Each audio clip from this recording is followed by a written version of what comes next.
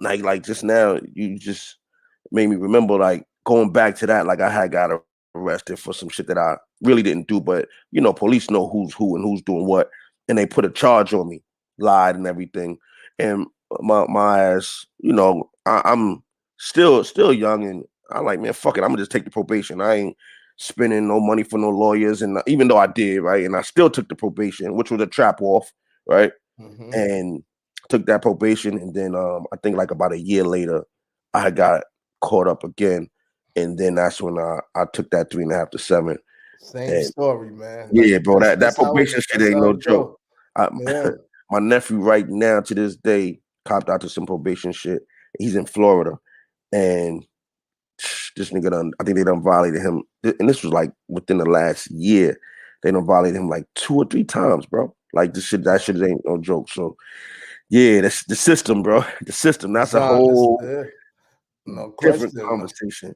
You know what I mean? But so did you ever spend time on the island? Island back in the 80s. How did. Was that for you? So like in the 90s, I did. You can remember. In the 90s, I did. Now I'm gonna share something.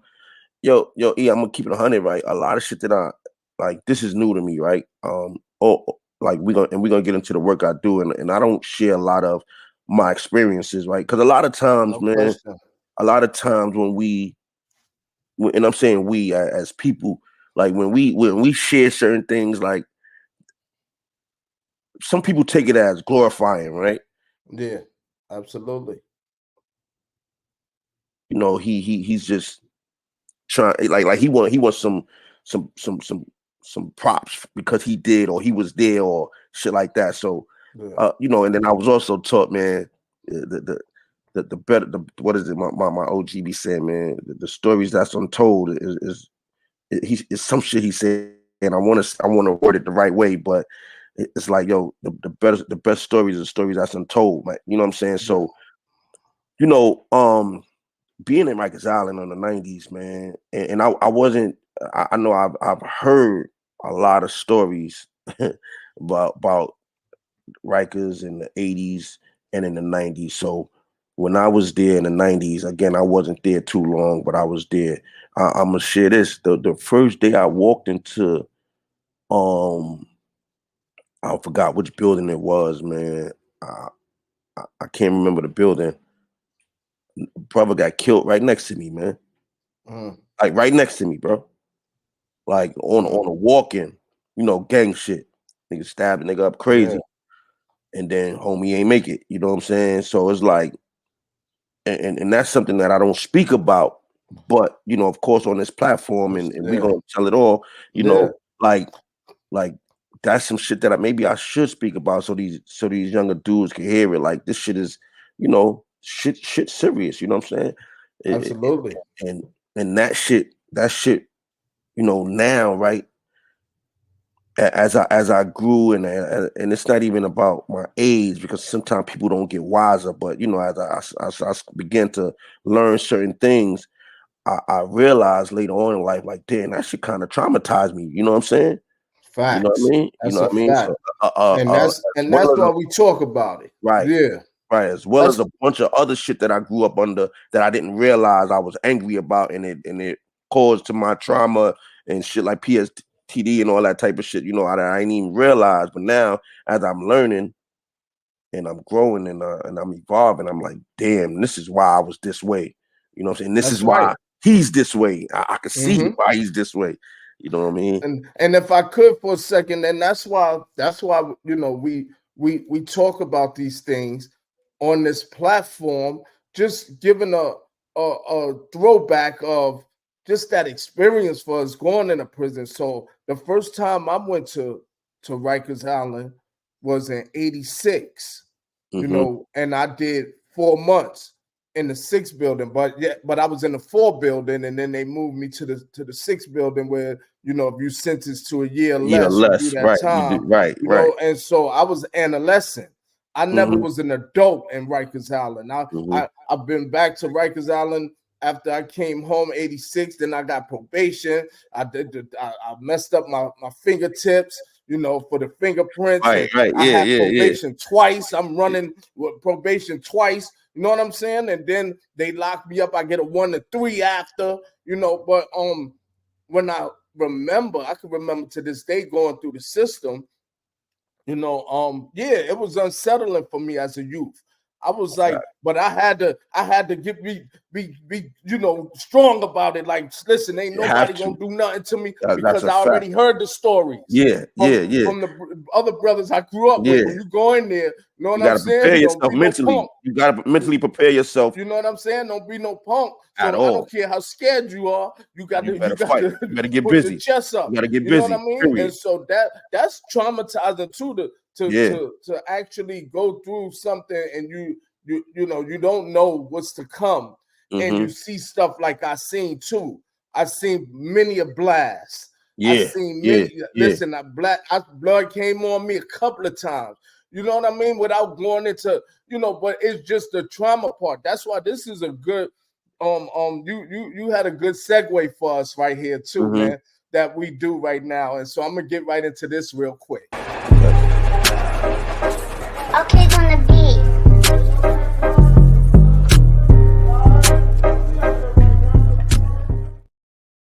So this is our StreamYard, you know, cell therapy moment where we speak about the mental health and we speak about the traumatizing moments that, you know, we go through in life just as a youth, man, coming up in those streets, and how we don't even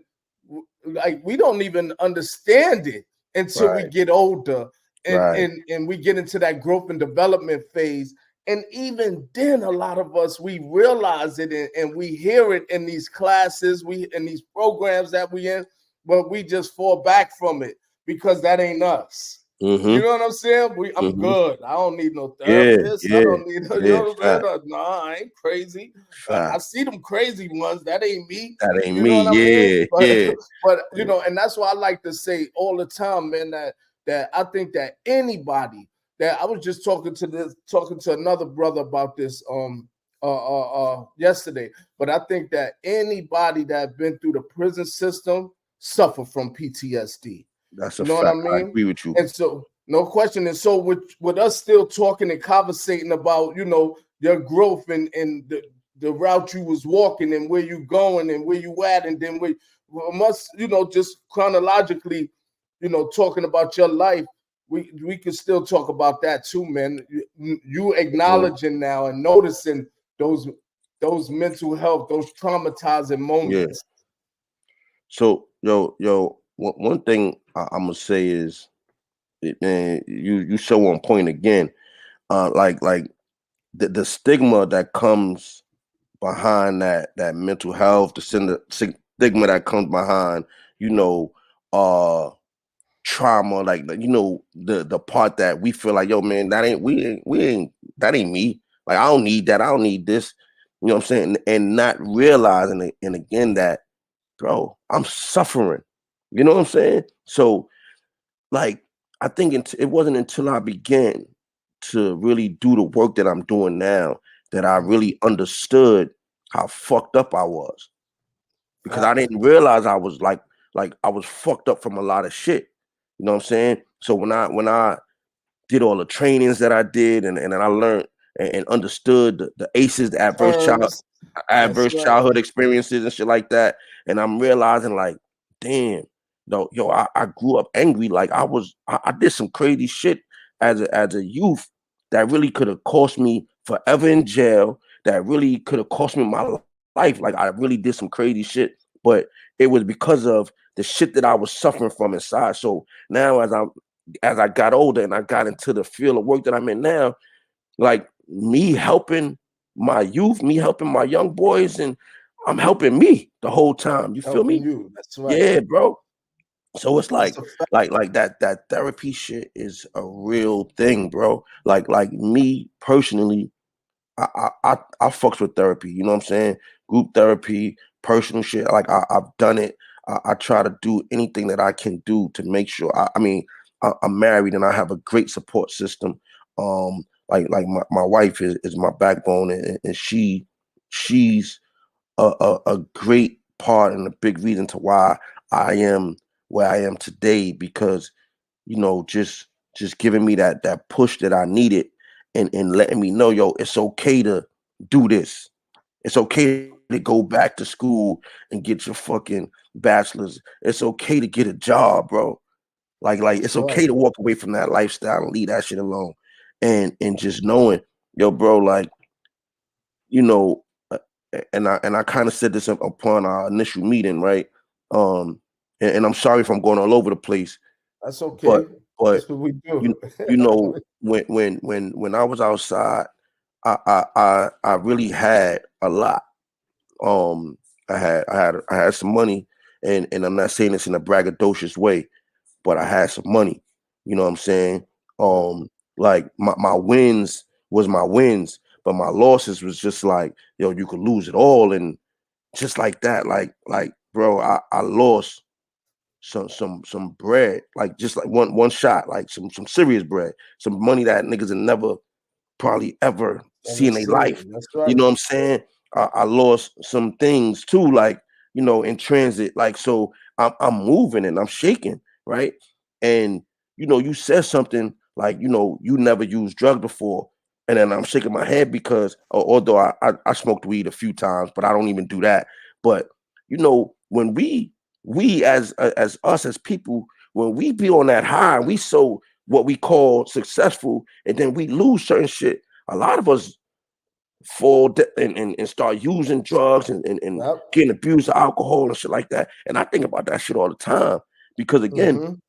when I think about the shit that I lost, and I'm like, damn, like I was like, I was there. I was this close to being, what I'm saying, there. And like, yo, bro, I'm like, damn, man, I pat myself on the back because I'm still here. You know what I'm saying? We alive, bro. Like, and now the shit that I'm doing is like more rewarding than anything. Like, I tell a lot of my dudes, man, like niggas that still got one foot in, one foot out, or still trying, yo, Yeah. bro, at this point, man, the risk ain't worth the reward for us, B. Like, it's really not worth At it. So, all. A lot of yeah, us is gonna have to learn the hard way, but yeah, it is. man. And you said you was born in 71, I was born in 72, so we the same age. Like, everything you mentioned, the Right. rink, all that shit, like, I was there. Like, you know what I'm saying? That's So right. we've been around, you know what I mean? And it's like the 80s, I was outside for real. The 90s, I was outside. So it's like I got to witness all this shit. I got to be a part of all this shit. And this shit that I'm doing right now today,